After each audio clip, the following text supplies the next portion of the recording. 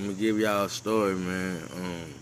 Of how I'm here now, or to the day I'm here now. I'm sorry the day I was born, man. I was born August 3rd, 1995. I was raised in Philadelphia and Stello, Mississippi. You know, half of me from the country, half of me from the city. Really, mainly the country. Stello is the country part of Neshoba County, but Philadelphia and Stello is in the same county. So, um, I live in Philadelphia right now, but I lived in Philadelphia for a lot of years, as well as living in as in Stello for a lot of years. But yeah, but I'm really a country boy at heart, though. 'Cause most of my years basically was in the country, and I loved it, man. I really, when I retire or whatever, when I get old, however it go, I wanna. If it ain't Stello, I still wanna move to the country, 'cause I like the country better than the city, 'cause it's like less shit going on. Like, you can do what you wanna do, and nobody's around, nobody gonna say nothing, nobody out there to bother you or nothing. And it's just more peaceful to me. That's why I like peace. Peace is my most important thing in life to me. And God and hell, peace come from God. So, what I mean, it's what it is. And I come from a spiritual upbringing. I was raised around the church. Yeah. Let's see what else.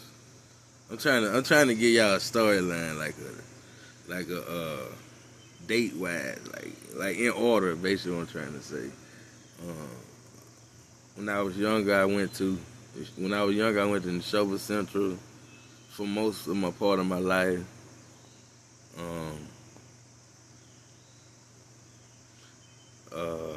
I enjoyed it. It's actually a nice school. They made a new Neshoba Central, but I went to the old Neshoba Central, the first one they made. You know what I'm saying? So, yeah. I played football, and I moved out the house when I was 15 with my grandfather, because I wanted to stay on the football team because I did good in football that year. And I was starting, so I was like, well, I don't want to I want to stay with this team. So I stayed in town with my grandfather, so I moved from Stello to Philadelphia. Basically what I'm saying is I moved from the country to the city. But I was already staying with him on and off, kind of, sort of. I might stay with him one night, stay with my mom one night, And then cause my grandmother died a couple years before then, and we had been doing it ever since she had died. But my grandmother died when I was 12 years old, and my grandfather, he was assistant principal at Neshoba Central, and my grandmother was a librarian at Neshoba Central. But yeah, they retired before I got in there. But yeah, I moved my grandfather when I was 15, and everything went well and things like that. And I was a good kid. I really was. I was a very good kid, very smart. I didn't try my best in school, I ain't gonna lie, but overall I did all right. It wasn't nothing it was all right. I was excellent, but it was easy. It wasn't that hard like that. It was what it was. I was just happy to get out of school, when I graduated. And then after I graduated, I went to Jones County Junior College, which is in Ellisville, Mississippi. And my mom and them moved down that way. So I was staying with her and going to Jones. I was commuting. And I did pretty good my first semester. I had a 3.0 GPA. And they had me in the paper where I'm from of who was doing good in school and stuff. And I happened to be in there. So I was in the paper or whatever. So I did pretty good. And then I started dorming at Jones.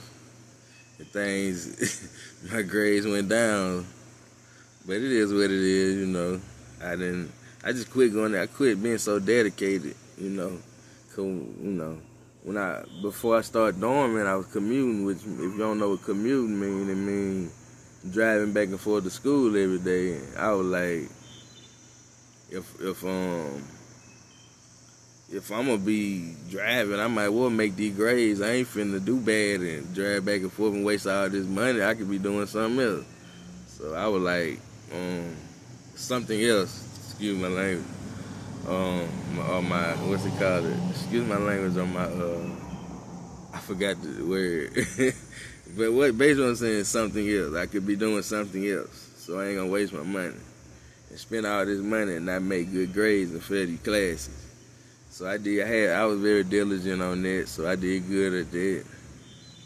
And then the second semester came around, I started dormant.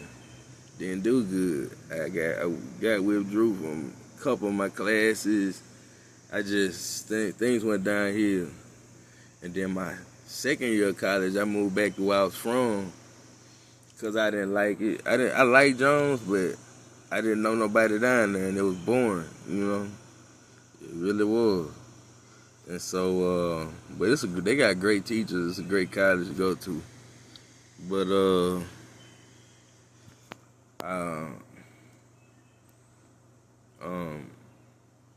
I went to East Central Community College when I was my second year of college. So I didn't do good there neither. My mind wasn't focused, man. Back then I'd be like, man, I'd rather smoke me a blunt and chill. So that's what I did. I ain't laughing like it's the shit or nothing like that, like it was a good thing, but that's what it was. I'm laughing because I remember so much of the good times when things were like so simple, you know. And that's what it was back then. But things changed, and you know, it is what it is. In a way, I wouldn't take it back if I could, but I would do some things or not do some things. But as far as overall, I mean, I can't help the things I learned from, so it is what it is. You know, I did what I did, and I didn't do what I didn't do. Something I wish I did do, something I wish I didn't do. You know, it's what it is. But after my second year of college, they kicked me out of my dorm because I withdrew from I got kicked out of like all my classes except for like one of them. And I had this one teacher. She was like, she talked to me after the exam. She was like, she just asked me why did I act the way I acted and things like that. She wasn't mean or nothing offensive or nothing, but you know, she was just asking me. And then she was like, I explained to her why. And she was like, never miss out on another opportunity. Can you promise me that? And I promised her that. And I remember it ever since then. She said, never miss out on another opportunity. Take advantage of everything that come your way. That's basically what she said to me. And I ain't gonna lie, I ain't just been the most, I ain't gonna say, I've been pretty diligent on it. I ain't gonna lie. I'm put it like that, but I don't feel satisfied yet, so I'm gonna keep going. I'm gonna keep working on it, you know. And after then, I started working, and then I caught a charge at work, and then it went federal. And one day they came and got me from my house, because I already been to court one time, but the feds had caught on to the case. It wasn't nothing but a little fight at work, but the feds caught on to the case, and I went to court. It was on it because I went to a court, but it was on the reservation. The case was caught on the reservation, and I'm gonna put it like this: the court case was on the reservation. So I went to their court or whatever, and whatever happened there. And so I got home scot-free for months and months and months. Then I get a letter in the mail and they tell me I have a court date at at the federal courthouse. So I'm like, damn. I'm like, okay. And then one day before my court date, they show up, come get me, put me in handcuffs, and the next day they take me to court to the federal courthouse. So I got out. I got out on a plea. I caught a plea bond, and I caught a plea bond, and I was out on bond, and so I had to follow guidelines of my probation or whatever, and I broke one of the rules of my probation, so I was gone for a good 10 months, and so I did 10 months in a federal prison. I did 10 months across states, cause they flew my ass out somewhere. But they flew me to a mental facility, which they say it's the best one in the back then. I don't know about now, but I heard it was the best one in the United States. Cause I didn't know I was schizophrenic back then. To be honest with you. Yeah, it was a little prison. I was a prisoner or whatever, in prison or whatever, but it was a nice one. It wasn't bad or nothing, but I jail is hell, or whatever you want to call it. Jail, prison, penitentiary. Sometimes it's hell, sometimes it is what it is. But sometimes, some of the times I call hell, man, and a lot of times I bought it on myself, I'm be honest with you. But it is what it is, and I ain't have time to really just gravitate, But I did finally gravitate to people that meant something to me, and things like that, When I finally got out, I got to the point where I kind of came down to my senses, like, I can't do what them voices telling me to do, no matter what I'm feeling or seeing, to the point where it seemed real. And I got to the point I was still believing I was still believing that was what I was supposed to do, but I was like, look, I cannot do that no more. I can't do that. Like, I can't do it. I don't want to do that no more. So forget it. I quit. But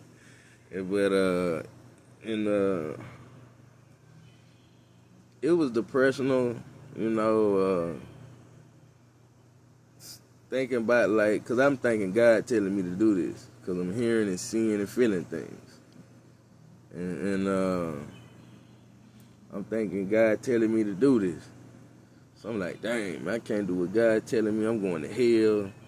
And I'm like, oh, well, that ain't funny. But I'm like, oh, well, I can't do it no more.